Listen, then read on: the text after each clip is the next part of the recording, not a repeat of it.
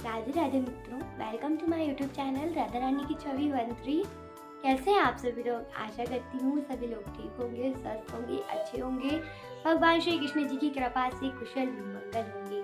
तो मित्रों, प्राचीन पर्वों की यही सुंदरता है कि इनके पीछे छुपे पौराणिक राज हमें आकर्षित करते हैं। आइए जाने होलिका दहन का अभिप्राय और इतिहास। होलिका दहन मित्रों, होलिका दहन का पर्व संदेश देता है कि ईश्वर अपने अनन्य भक्तों की रक्षा के लिए सदा उपस्थित रहते हैं। मित्रों, होलिका दहन होली त्योहार का पहला दिन फाल्गुन मास की पूर्णिमा को मनाया जाता है। इसके अगले दिन रंगों से खेलने की भी परंपरा है, जिसे धुलेंडी, धुलटी और धूली आदि नामों से भी जाना जाता है। मित्रों, होली बुराई पर अच्छाई की विजय के उपलक्ष्य में भी मनाई जाती है। होलिका दहन, जिसे छोटी होली भी कहा जाता है, उसके अगले ही दिन पूर्ण हर्षोल्लास के साथ रंग खेलने का भी विधान है और अबीर, गुलाल आदि एक दूसरे को लगाकर वो गले मिलकर इस पर्व को मनाया जाता है।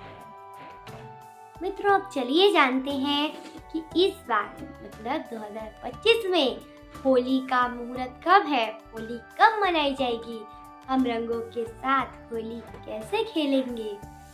मित्रों, हिंदू पंचांग के अनुसार होली का पर्व चैत्र महीने के कृष्ण पक्ष की प्रतिपदा को मनाया जाता है। इस साल होली का त्योहार 14 मार्च को ही मनाया जाएगा।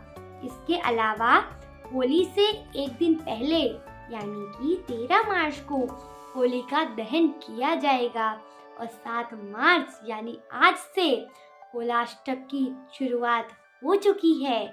आज मतलब होलिका दहन मतलब होली त्योहार का पहला दिन फाल्गुन मास की पूर्णिमा को मनाया जाता है। इसके अगले दिन रंगों से खेलने की परंपरा भी है, जिसे धुलेंडी, धुलंडी, धूली आदि के नाम से भी जाना जाता है। होली बुराई पर अच्छाई की विजय के उपलक्ष्य में मनाई जाती है। होलिका दहन मतलब जिसे हम छोटी होली भी कहते हैं, उसके अगले ही दिन पूर्ण हर्षोल्लास के साथ रंग खेलने का भी विधान है और अबीर, गुलाल आदि एक दूसरे को लगाकर वह गले मिलकर इस पर्व को मनाया जाता है। भारत में मनाए जाने वाले सबसे शानदार त्योहारों में से एक है होली। दीपावली की तरह ही इसे त्योहार को अच्छाई पर बुराई पर जीत का त्योहार माना जाता है।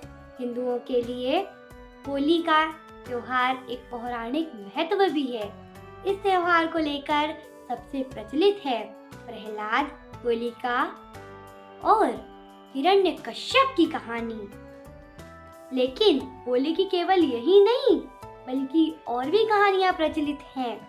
वैष्णव परंपरा में होली को होलिका प्रहलाद की कहानी का प्रतीकात्मक सूत्र मानते हैं। चलिए मित्रों, अब हम जानते हैं होलिका दहन का शास्त्रों के अनुसार नियम।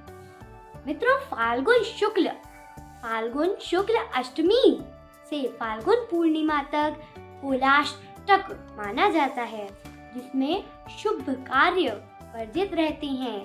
पूर्णिमा के दिन होलिका दहन किया जाता है। इसके लिए मुख्यतः 2 नियम ध्यान में रखने चाहिए। पहला, उस दिन भद्रा न हो।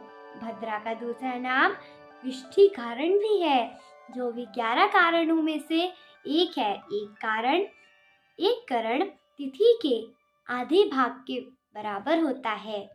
दूसरी बात, पूर्णिमा प्रदोष काल व्यापिनी होनी चाहिए। सरल शब्दों में कहीं तो उस दिन सूर्यास्त के बाद के 3 मुहूर्तों में पूर्णिमा तिथि होनी चाहिए। यह है होलिका दहन का शुभ और मंगलमय मुहूर्त। चलिए मित्रों, अब जानते हैं होलिका दहन का मुहूर्त। मध्य रात्रि 11:26 से 12:30 के बीच। तो अब मित्रों हम जानेंगे होलिका दहन की पौराणिक कथा। पुराणों के अनुसार दानवराज हिरण्यकश्यप ने जब देखा कि उसका पुत्र प्रहलाद सिवाय भगवान विष्णु के किसी अन्य को नहीं बचता, तो वह खुद को क्रोध हो उठा और अंत तक